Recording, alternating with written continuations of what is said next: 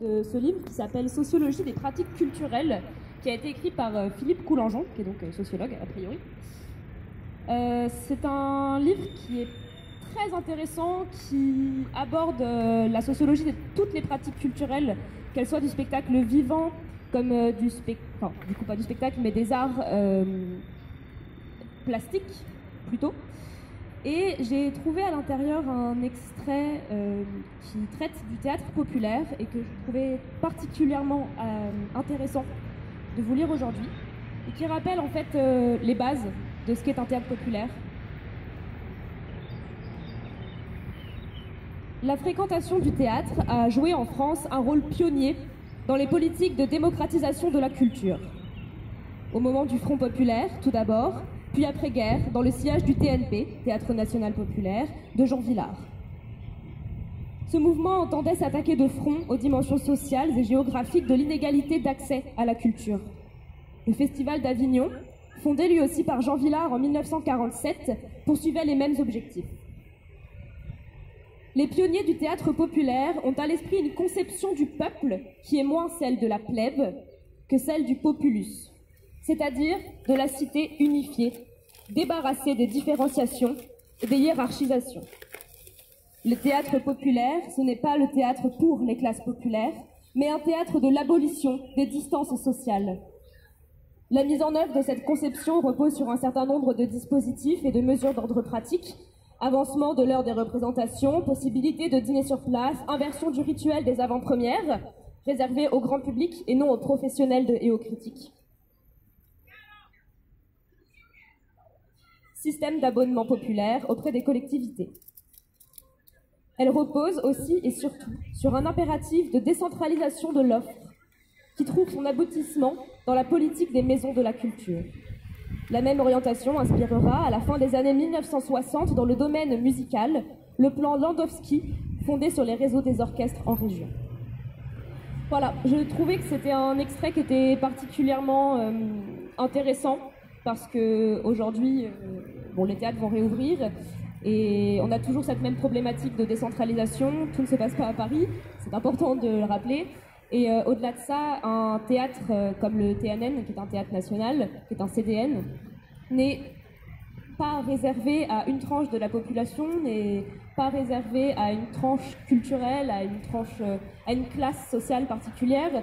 Et aujourd'hui, je m'adresse à des gens qui, a priori, sont tous sensibles à ça, mais je pense que c'est quelque chose qui est très intéressant et très important de rappeler.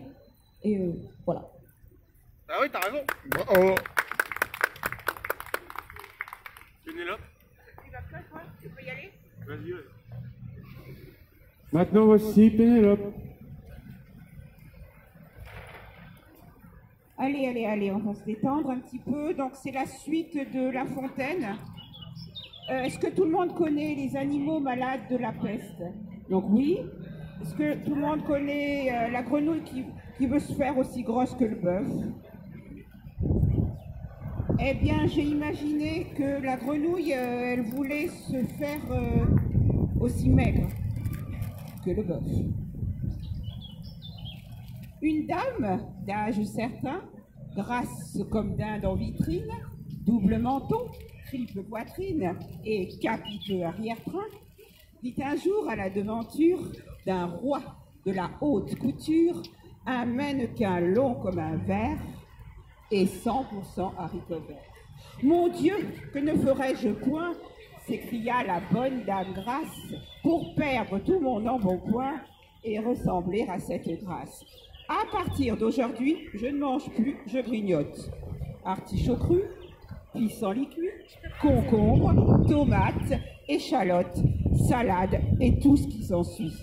J'achète une râpe à carottes et je me transforme en étui. » Et faisant, contre sein et bedaine, à ce régime, elle perdit plus d'1 kilo chaque semaine. « Y suis-je donc ?» demanda-t-elle en montrant son académie aux dames qu'elle rencontrait. Oui, peut-être un peu, mais pas trop, répondaient les bonnes amies.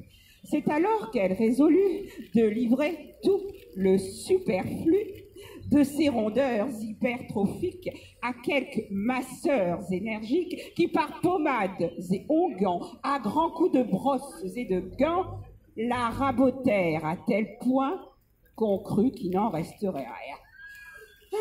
Se trouvant alors identique au mannequin de la boutique, « Y suis-je donc ?» demanda-t-elle. « Que nenni !» clamèrent les belles, en souriant avec douceur. « Vous en approchez pas, ma sœur. » Certains jours... Attendez, j'essaye de me redire la fin.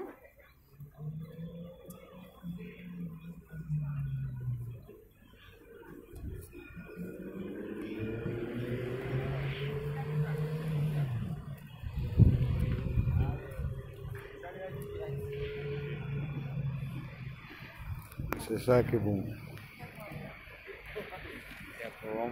Je disais en souriant avec douceur, vous n'en approchez pas de ma sœur.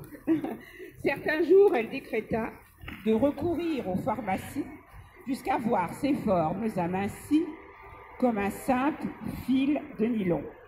Mais hélas, ce ne fut pas long. Cachets, pilules, lavements, tout y concourut. Et si bien qu'en définitive, elle en prit tant qu'elle mourut. Jadis, c'était en grossissant que le bon peuple, coassant, se faisait éclater la panse.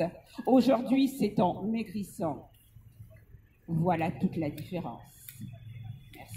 Waouh, super. Voilà. Alors ce texte, il n'a pas été dit depuis longtemps. Je l'ai retrouvé là et je tenais à vous le dire. Voilà, c'est un extrait de J'affabule.